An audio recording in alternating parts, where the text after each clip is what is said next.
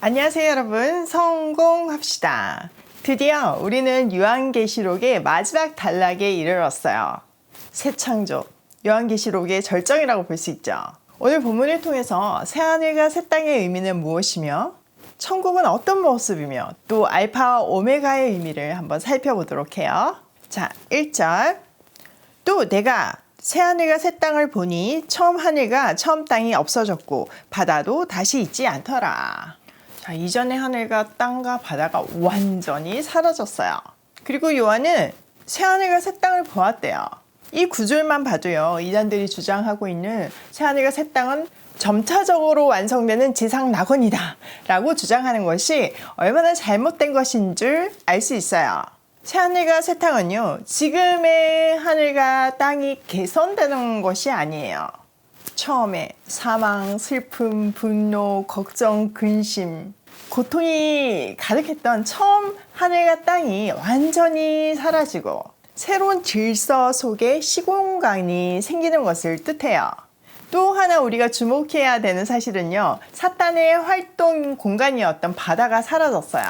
그리고 다시 생기지도 않아요. 굉장히 중요한 포인트죠. 자, 2절. 또 내가 보매 거룩한 성 새 예루살렘이 하나님께로부터 하늘에서 내려오니 그 준비한 것이 신부가 남편을 위하여 단장한 것 같더라. 거룩한 도성 예루살렘이 단장한 신부처럼 아름답게 차리고 하늘에서부터 내려와요. 이 결혼의 비유적 표현을 통해서 당시 고난 속에 있던 독자들이 현재 그들이 당하고 있는 상황들을 해석할 수 있게 해줘요. 그리고 다시 힘을 얻게 만들죠. 요한은 앞서서 성도들을 어린 양과 결혼하는 순결한 신부로 표현했잖아요. 이 결혼의 이미지를 통해서 그들은 지금 신부 수업 중이고 결혼식에 입을 빛나는 예복을 준비하는 중임을 깨닫게 하고 있어요. 그래서 다시 한번 힘을 내서 믿음을 지키게 만들죠. 자, 3절. 내가 들으니 보좌에서 큰 음성이 나서 이르되 보라 하나님의 장막이 사람들과 함께 있음에 하나님이 그들과 함께 계시리니 그들은 하나님의 백성이 되고 하나님은 친히 그들과 함께 계셔서 모든 눈물을 그 눈에서 닦아주시니 다시는 사망이 없고 애통하는 것이나 곡하는 것이나 아픈 것이 다시 있지 아니하리니 처음 것들이 다 지나갔음이러라. 자, 이전 환상들을 보면요, 하나님이 하늘의 장막, 하늘 성전에 거하시는 게 보였죠. 그런데 이 새 창조의 시작으로 상황이 변했어요. 이제 하나님의 장막은 더 이상 하늘에 있지 않고 하늘로부터 내려와서 사람들과 함께 있어요. 또 에스겔서, 예레미야서, 여러 성경에서 나는 그들의 하나님이 되고 그들은 나의 백성이 될 것이다 하셨던 언약을 다시 한번 확인시켜 주세요. 이 언약은 과거 이스라엘 백성들의 불순종으로 계속 파괴되었죠. 그러나 하나님의 끝없는 사랑과 인내하심으로 드디어 그 사랑이 완성되고 있어요.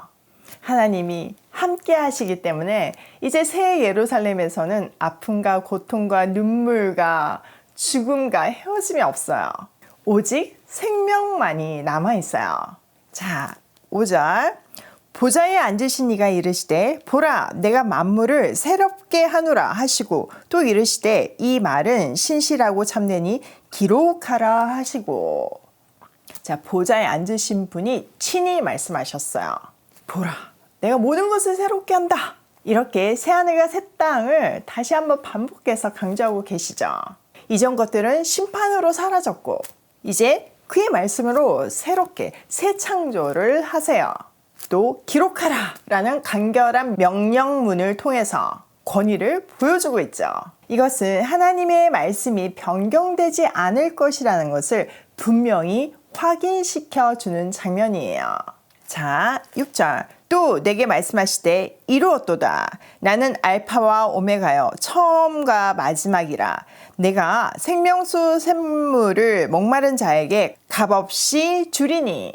또 하나님께서 선포하세요. 나는 알파요 오메가다. 처음이자 마지막이다. 이 선포는요, 요한계시록의 시작에서도 나왔죠. 그러니까 이 시작과 마무리를 이 선포를 함으로 해서 모든 역사는 하나님의 손에서 계획되고 완성됨을 보여주고 있어요. 또 이 말은 하나님이 누구신지를 계시해주고 있죠. 알파요 오메가다. 이거는 시작과 끝을 말하는 단어이고 또 시작하신 일을 반드시 마치신다는 의미이기도 해요.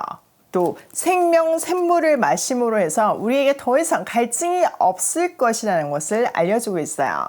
우리 맨날 뭔가 부족하잖아요. 그렇죠? 근데 모든 것이 충족되고 충만해진대요. 사실 첫 번째 창조 때도 하나님은 생명 샘물을 만드셨어요. 그러나 그것이 인간의 죄로 인해서 심판의 도구로 변질되었죠. 이제 이 끝에서 그 생명 샘물이 새롭게 완성되고 있어요. 자, 7절. 이기는 자는 이것들을 상속으로 받으리라. 나는 그의 하나님이 되고 그는 내 아들이 되리라. 자, 이기는은 군사적이며 운동 경기와 관련된 용어예요. 몇몇 환상들에서 충성된 성도들에게 사망의 고통을 막 주면서 이기는 짐승들의 모습을 보여줬잖아요. 또 다른 장면에서는 어린 양과 그를 따르는 성도들의 죽음이 그 악한 세력을 부분적으로 승리하는 것으로 표현했어요. 왜냐하면 그들이 악의 조건부로 항복하기를 강하게 거절했기 때문이죠. 진리는 언제나 거짓을 이기고 승리해요. 최후 승리는 죽음을 이긴 생명의 승리이며 승리는 부활을 통해서 주어지죠. 초반에 7교회에 주는 메시지에도 보면 이기는 자들에게 주어지는 약속들과 함께 이 승리를 강조하고 있어요. 이제 이기는 사람은 하늘 유업을 상속받는다는 약속이 성취되고 하나님은 그들의 하나님이 되고 그들은 이제 하나님의 자녀가 되는 것이에요. 너무 감격적인 순간이죠. 자, 8절. 그러나 두려워하는 자들과 믿지 아니하는 자들과 흉악한 자들과 살인자들과 음행하는 자들과 점술가들과 우상 숭배하는 자들과 거짓말하는 모든 자들은 불과 유황으로 타는 못에 던져지리니 이것이 둘째 사망이라. 반면 믿음을 지키지 않은 사람들이 받을 상속은요, 불과 유황불에 떨어지는 둘째 사망이래요. 한마디로 영원한 지옥에 떨어지는 거죠. 자, 오늘 내용을 우리 삶에 한번 적용을 해보면 첫 번째, 우리의 구원은 하나님의 오래 참으심에 기초를 둔다. 진짜 그렇죠. 우리의 어떤 노력이 아니라 정말 하나님의 오래 참으심과 끝까지 사랑하심으로 인해서 이 끝에 정말 구원이 완성되어요. 너무 감격스럽죠. 두 번째, 하나님은 내 인생의 알파와 오메가가 된다. 알파와 오메가다. 이거의 의미는 시작한 일을 끝까지 하고 완성한다는 강력한 하나님의 마음이 담겨 있어요. 그러니 우리의 인생을 알파요 오메가이신 그 하나님께 맡길 때 우리가 이 땅에서 태어난 그 이유, 사명을 감당하는 복된 인생을 살 수 있어요. 세 번째, 새하늘과 새 땅이 우리를 기다린다. 아픔, 고통, 모자람, 부족함, 죽음이 완전히 사라진, 지금보다 조금 나아진 상태가 아닌 완전히 새로운 세상이 펼쳐질 것을 기대하면서 우리는 지금 이 순간에 말씀을 지키며 믿음을 지키며 살아야 해요. 오늘도 처음이자 마지막이신 그 하나님께 내 인생을 의탁하며 새하늘과 새 땅을 기대하며 고고싱해요.